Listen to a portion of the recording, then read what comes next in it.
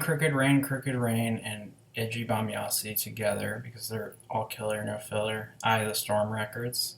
They're the second record in the creative peak of both of the bands. So with Can, you had Tago Mago before this and Future Days after this. This is the beautiful little thing in the center. That's a more accessible form of it. Similarly, you have Slanted and Enchanted and Wowie Zowie on the other side of Crooked Rain, and Crooked Rain is the coherent kind of melodic center. Is again Eye of the Storm. That's the idea I'm going with. That's why I'm grouping these two perfect random albums together, I suppose. But they don't have any filler on them. Ege Bamyasi is all good songs. There's only 7 songs. It doesn't get as out there and weird as other Can records. But it does demonstrate that they have one of the greatest drummers ever. He kind of drums in a way that he's composing, like the band is listening to him as the conductor of the composition by following his drum beats and his polyrhythms and his little displacements and stuff. It's a very interesting approach to music that no other bands replicate, but no other bands really have a drummer as good as Jockey Levzet, or however the fuck you pronounce this weird name, but he's an incredible drummer. There's Pinch, then there's Sing Swan Song, which is an underrated ballad. Vitamin C, One More Night are both like hits, like those you could throw on at a party and people would be down with it. It's not like weird krautrock you need to explain to people. Spoon is also one of their greatest songs, closes the album. I'm So Green and Soup have some cool guitar, keyboard stuff, cool experimentation. Rhythmically, it's interesting the whole way through. They have such a great rhythm section in between the bass with the tape effects and the hand of the keyboard player, and then just Jackie just going fucking nuts, just creating any kind of variation of every rhythm before, so it's just like endlessly polyrhythms on top of polyrhythms.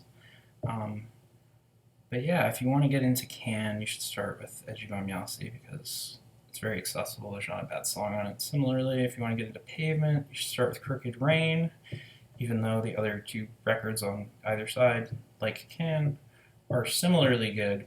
It's more accessible because the songs are just poppy and undeniable, and there's more of an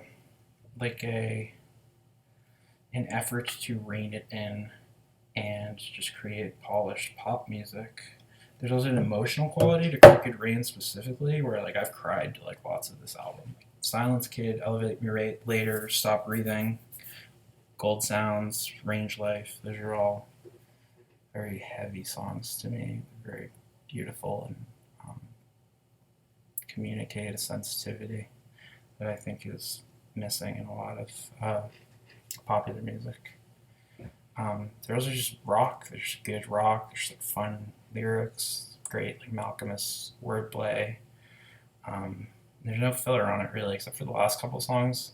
But like it opens Silence Kid, Elevate Me Later, Stop Breathing, Cut Your Hair. Cut Your Hair is just like undeniable fun pop. New York Wilder is the first kind of song to me. It's pretty good. It's just like not my favorite. Unfair is one of my favorites. The song fucking rules. From the top of the Shasta Gulch to the bottom of the Tahoe Ridge, I think.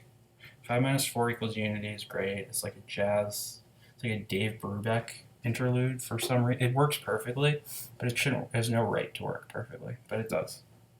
Range Life, beautiful song, beautiful lyrics, great ballad.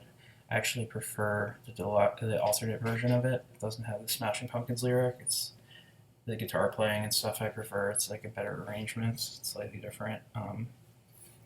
The re-released versions of the Pavement records are generally worth checking out. They have a lot of cool outtakes and alternate versions of all their albums.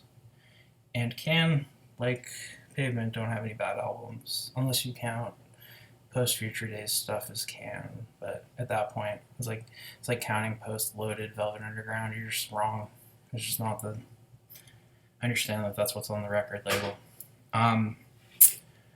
So yeah, there's not a bad song on either one of these records. They're both very good start to finish. They're 2 of the most listened to records of my life. If I could somehow calculate the amount of plays I have on either of these records, I've listened to them top to bottom more than 100 times. I feel like I know every detail of these albums, and they still hold up to me. They're still just perfect examples of amazing musicians at their creative peak expressing themselves. And of course they're tens. There's I think every album either one of these bands ever put out is a 10. But these are the tens that even if you don't like the other ones, you'll probably be like, yeah, I kind of get that. I kind of get Vitamin C. I kind of get Cut Your Hair. And maybe that's the gateway. Maybe that's it.